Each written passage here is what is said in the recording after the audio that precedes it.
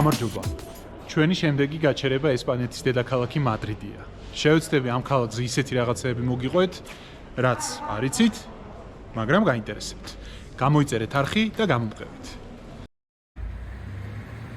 მადრიდში იმდენი საინტერესო რამაა, რომ ამ ყველაფრის აღმოჩენა ათვისებას არ ეყოფა არც 5, არც 7 და მით უმეტეს არც 10 დღე. დროში ძალიან შეზღუდული ვიყავი და რასაც ჰქვია, შევასკდი მადრიდს. შევეცადე რაც შეიძლება ნაკლები დრო გამეტარებინა სასტუმროში, რაც შეიძლება ნაკლები დამესვენა და რაც შეიძლება მეტი შთაბეჭდილება წამომეღო. ეს ქალაქი იმდენად სრულყოფილია თავისი მონუმენტებით, ისტორიული ადგილებით, სატრანსპორტო სისტემით, საფეხბურთო ტრადიციებითა და ზოგადი სილამაზით, რომ მიჭირს ზედმიწევნით გაგიზიაროთ ჩემი გამოცდილება. პირველი რაც აქ თვალში მოხვდა ადგილობრივების მასიურად გემოვნებიანი ჩაცმულობაა. ნახევრად არაფორმალური, ცოტა სპორტული და ფერადი. გემოვნება ძალიან სუბიექტური რამაა, მაგრამ პირადად მე მოხიბლული დავრჩი. მადრიდელები ძალიან თავმომწონე ხალხია და არსად შემხვედრია თავისი წარმომავლობით. იმდენი თავმომწონე ადამიანია სივრცეში, რამდენიც ესპანეთის დედაქალაქში. თითქოს ერთგვარი სტატუსია მადრიდელობა. ცოტა სნობებიც არიან, მაგრამ ეს ყველაფერი მაინც ბუნებრივია. მოკლედ, ეს ქალაქი ყველაფრით გამორჩეული. გასტრონომიით, მუზეუმებით, ფეხბურთით, მოდით, ფერწერით და ასე შემდეგ. პირველი რაც მადრიდში გავაკეთე, უმისამართო სეირნობა იყო. Puerta de Alcalá, Palacio Royal, Las Ventas Bull Ring, Plaza Mayor, მალევე ავითვისე. ერთხელ დავიკარგე კიდეც, მაგრამ სატრანსპორტო სისტემა იმდენად გამართულია აქ, დაკარგვა უფრო რთული ვიდრე გზის გაკვლევა. მადრიდი მართლა ისეთი ქალაქია, სადაც ყველაფერია. გართობა მოგინდება, სტადიონები, კონცერტები, კლუბები, დასვენება მოგინდება, რეკრეაციული ზონები, პარკები, სადმე გასვლა მოგინდება, რესტორნები, კაფეები, ბარები, ყველაზე მაგარი ევროპაში. სილამაზით დატკბება მოგინდება, იმდენი ისტორიული ძეგლია და ისე მაგრა არის ყველაფერი შენახული და მოვლილი იშვიათად. ყველაფერზე ნაფიქრია ამ ქალაქში. საზოგადოებრივი ტრანსპორტი ძალიან მაგრად მუშაობს, ხალხი ძალიან მეგობრულია, კლიმატი ჩემთვის ცოტა ცხელი, მაგრამ მაინც ძალიან კარგი. დღეს მადრიდში ადამიანი არ უნდა ჩამოვიდეს ცოტა ხნით, დიდი ხნით უნდა დარჩეს. სამწუხაროდ მე ეს არ გამომდის, მოგზაურობა კი გრძელდება. მადრიდში ყოფნისას, რა თქმა უნდა, გავსინჯე პაეია, ხამონი, კროკეტესი, ალბონდიგასი, გასპაჩოც. ვიყავი პრადოს მუზეუმში. ჩამოხვიდე მადრიდში და არ მიხვიდე სანტიაგო ბერნაბეუზე, ისეთივე დანაშაულია, როგორც არ მოინახულო კოლიზეუმი რომში. სანტიაგო ბერნაბეუ მადრიდის რეალი სტადიონია, გასაგებია რომ მადრიდის რეალი ყველაზე არ გვიყვარს, მაგრამ ვაღიაროთ რომ სოფლიოს საუკეთესო გუნდია. მსაჯებით და მსაჯების გარეშეც. მოკლედ, სანტიაგო ბერნაბეუს რეაბილიტაციაზე 1 მილიარდ ევროზე მეტი დაიხარჯა და ამ ფულის ძალიან დიდი ნაწილი კრედიტით არის აღებული. ფლორენტინო პერესმა, რომელიც ალბათ მსოფლიოში საუკეთესო მენეჯერია საფეხბურთო თვალსაზრისით, ძალიან მაგარი ფინანსისტიც არის და იცის რომ ამ ფულს დაფარო ჭირდება. შესაბამისად, მადრიდის რეალის დირექტორატმა მოიფიქრა თანხის გამომუშავების ძალიან მაგარი გეგმა. სანტიაგო ბერნაბეუ არ უნდა გაჩერდეს არასდროს. მაშინაც კი, როდესაც საფეხბურთო სეზონი არ მიმდინარეობს. კონცერტები, სტადიონის გაქირავებებით და ექსკურსიებით კლუბს ყოველ წელს 100 მილიონ ევროზე მეტი შეძლებს. წარმოიდგინეთ, 100 მილიონ ევროზე მეტი.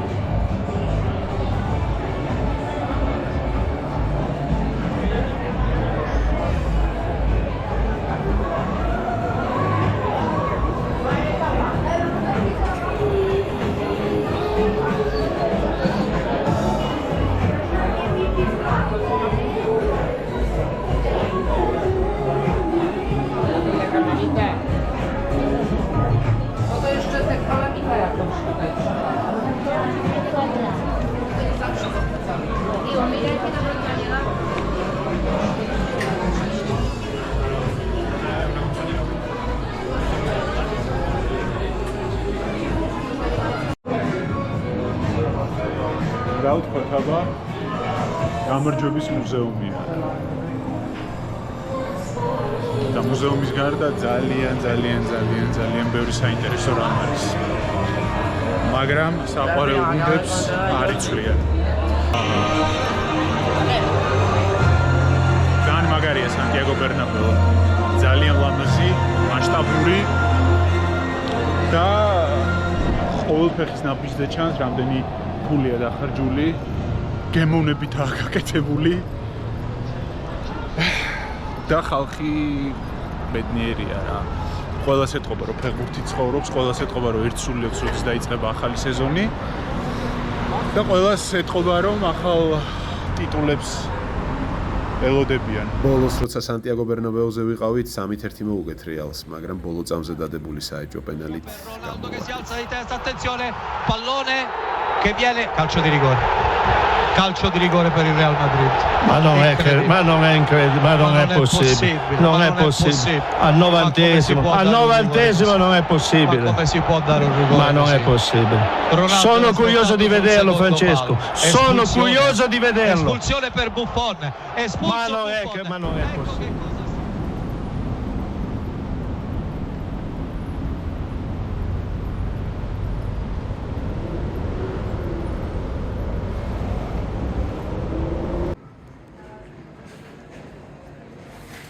მადრიდში მხოლოდ 24 საათის გატარება მომიწია.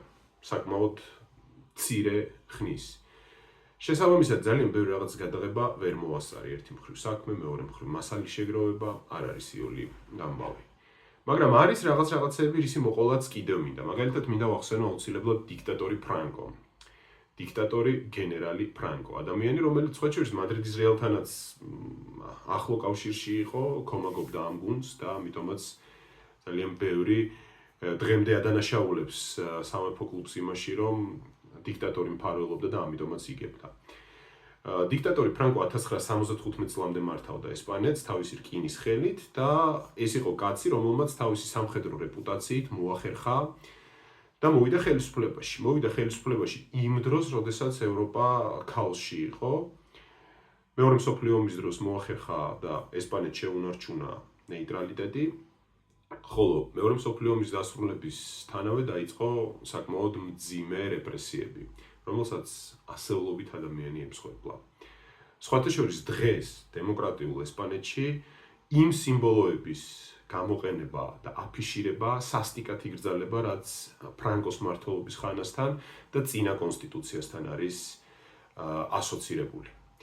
ასევე ფრანკოს ბრჭყალებში დამსახურება ეტას გამოჩენა, ბასკური სეპარატისტული ორგანიზაციის, რომელიც დიდი ხნის განმავლობაში სისხლს უშრობდა ესპანეთის ხელისუფლებას და მთლიანად ესპანეთის მოსახლეობას. ეტას ანგარიშზე არაერთი სისხლიანი ტერაქტი. თუმცა მას შემდეგ, რაც მსოფლიოში ტერორიზმთან მიმართებაში განწყობები კიდევ უფრო მეტად შეიცვალა ნეგატიურისკენ, ეტამაც შეცვალა თავისი მოქმედების ტაქტიკა და ძალიან საინტერესო მეთოდს მიმართა. მაგალითად, კონკრეტულ ლოკაციებზე ამონტაჟებდა ასაფეთქებელ ნივთიერებას, ატყობინებდა ბომბის დეტონაციამდე 1 საათით ადრე რომელიღაც რედაქციას ან ტელევიზიას ამ ბომბის ადგილმდებარეობის შესახებ. აჟღერებდა თავის მოთხოვნებს, პოლიცია ასწრებდა იქ მისვლას და ბომბის დეტონაციას, არავინ იღუპებოდა, თუმცა ეტა მუდმივად იყო საინფორმაციო გამოშვებების ეპიცენტრში. შესაბამისად, ხალხის თანაგრძნობაც გაიზარდა. და ეტამ საბოლოო ჯამში მიიღო ის, რაც უნდოდა, პოლიტიკური პარტია, რომელმაც ესპანეთის საპარლამენტო არჩევნებში მიიღო მონაწილეობა. დღეს ეტა აღარ არსებობს. ესპანეთის ხელისუფლებასთან მიაღწია შეთანხმებას, რაღაცები დათმო, ესპანეთის ხელისუფლების მხრიდან მიიღო კომპრომისი. კიდევ რა უნდა მოუყვა ესპანეთს ძალიან ბევრი რამ. მაგალითად ის, რომ ხალხი საოცრად პოზიტიური, სასიამოვნო და საინტერესო პირადად ჩემთვის. ფასები იაფია დასავლეთ ევროპულ სახელმწიფოებთან შედარებით და რა თქმა უნდა ეს ქვეყანა ამოუწურავია თავისი სილამაზით, რესურსებითა და მიმზიდველობით. გამოიწერეთ არხი, გამომყევით, წინ ძალიან ბევრი მოგზაურობა გველოდება და თან მინდა მოგიყვეთ ამბები, რომელიც ჯერ არ იცით.